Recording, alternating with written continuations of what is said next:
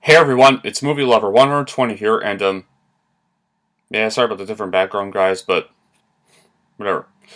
It's Movie Lover 120 here, and I'm here with a new movie review for a older film, and this is a movie I watched last night, and for the very first time, and it came out in 2005, and was directed by David Cronenberg, and that is for none other than A History of Violence. So yeah, for those of you that don't know, this is an adaptation of a Wachter and Locke graphic novel about an American family man and his family thrown to a new disturbing context which has them question everything they think they know. Technically, an American man named Tom Shaw, played by Lord of the Rings' Viggo Mortensen, who owns a little diner in a small town and has a nice house on the outskirts of town, where he and his wife Eddie, played by Maria Bello, raised their two kids, apparently living the American dream in their own way. One day at the diner, two murderers pop by at closing time for some cherry pie, and Tom's heroic defense of his diner, his customers, and himself sets off a series of events that threaten his family, his sanity, and his life. The eerie tension literally never lets up in his powerful examination of identity, honesty, and violence. And for those of you who don't know, David Cronenberg is a masterful director who's directed some masterpieces like Naked Lunch, Eastern Promises, Scanners, and Videodrome, just to name a few.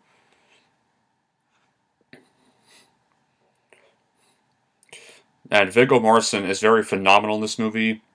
It's his best mainstream role since Aragorn and Lord of the Rings.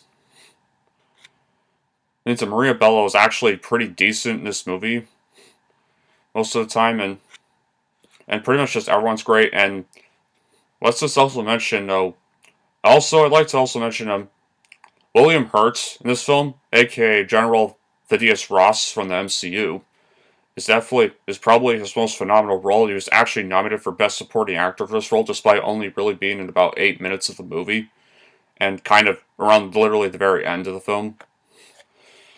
So that was also a bonus. So, yeah. What also is very great about this movie is that it portrays violence. That violence is something that isn't supposed to be positive, and portrays it in a very negative way, and how much consequences violent acts can have among people, especially among certain people you know. And so that was a bonus.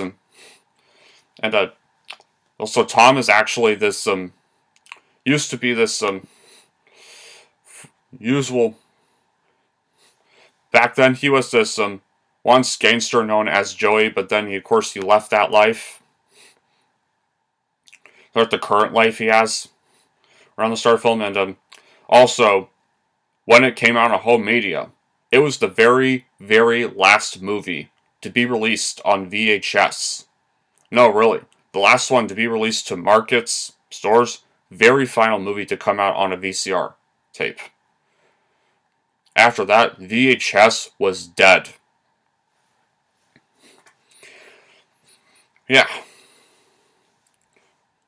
Well, no, it is very gory at times, and like I flinched a lot of parts, and it's hard for a gory movie to even do that, but it actually did it really well, and they portrayed the violence very well, and because, well, it's David Cronenberg, so yeah, it's gonna be like violence. I mean, Naked Lunch was bizarre and had gory stuff. Scanners was bizarre, had gory stuff. Eastern Promises was brutally violent.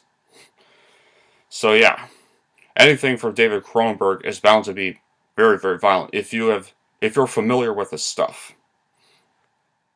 Yeah.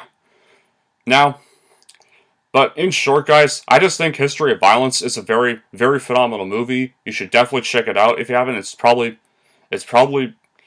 one of the best David Cronenberg movies, and probably my favorite movie from David Cronenberg by far. And I think it doesn't really get much attention. It really should be, but I would definitely recommend checking it out. And here's how I'd rank A History of Violence.